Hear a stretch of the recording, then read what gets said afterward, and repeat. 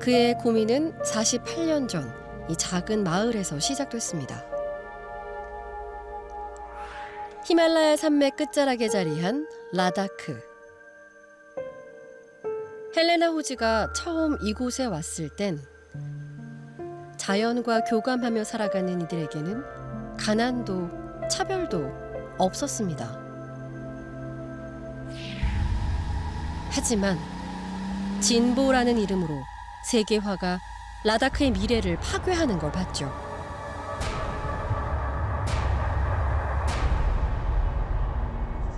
그는 라다크에서 경험한 무분별하고 비효율적인 세계화의 이면을 세상에 알렸습니다.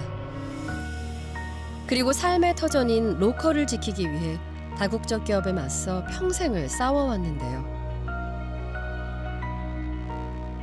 오래된 미래, 그 후 30년 세상은 좀 변했을까요?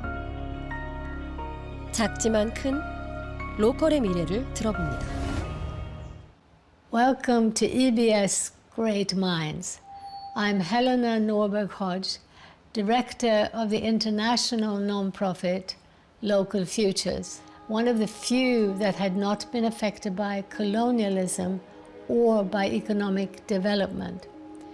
It was like going back in time 500 years. This was Ladakh, or Little Tibet, in the Himalayas on the western edge of the Tibetan Plateau.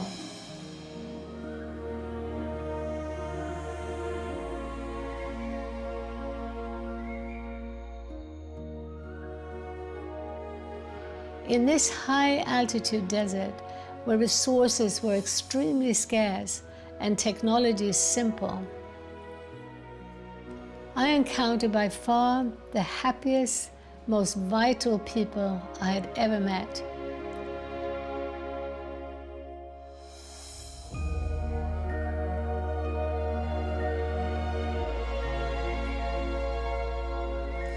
There was no poverty, no unemployment, and almost no conflict. Instead, people were held in both economic and psychological security by strong intergenerational relationships with each other and with the land. If proof were needed that it's possible for people to live harmoniously with one another and in balance with their place on the earth, Ladakh provided it.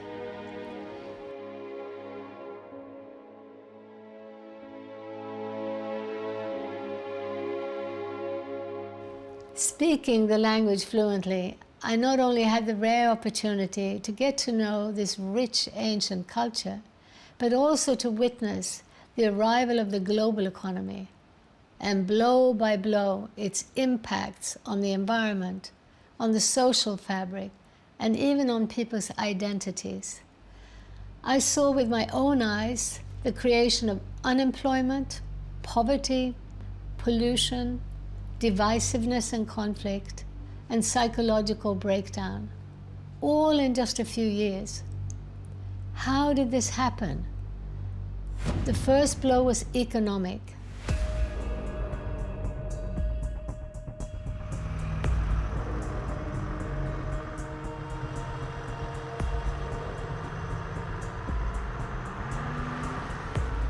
Thanks to layers of subsidies for large-scale industrial food production and transport, butter trucked in over the Himalayas for several days cost half as much as local butter, and mass-produced processed grain was given away virtually for free.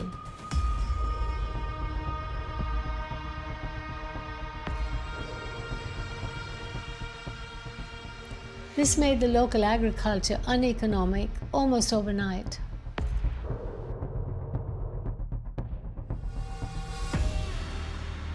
Another blow was psychological.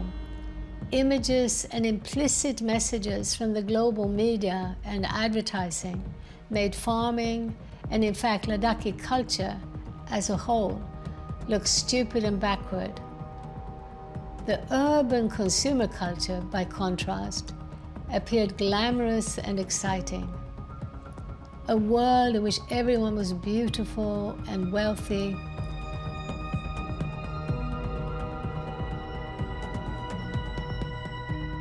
The idealized images of the West help create a sort of cultural inferiority complex, especially among the young. They were sold on development, on pesticides and Barbie dolls, Jeeps and packaged noodles. For many, it wasn't immediately obvious that changes that in the short term could appear like improvements would actually erode both regional self-reliance and cultural self-respect.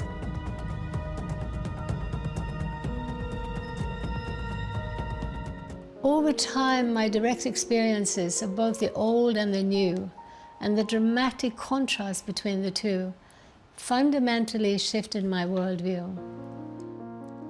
I came to realize that the problems we face today are connected.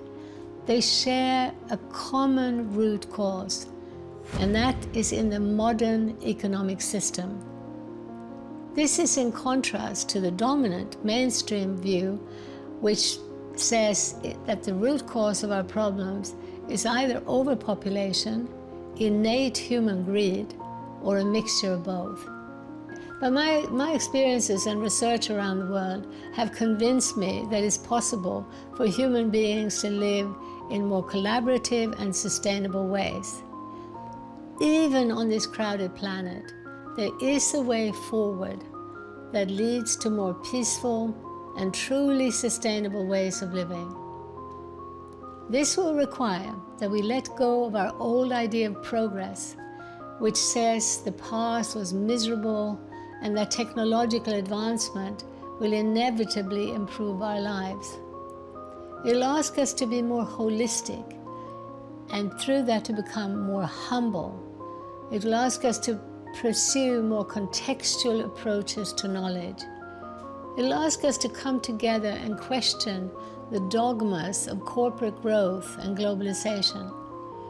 It'll mean learning from both new and ancient ways of working with the living world. The living world, the real economy. And it will require that we come together to shift our economic priorities to foster a more localized world for our own well-being and for the benefit of the planet.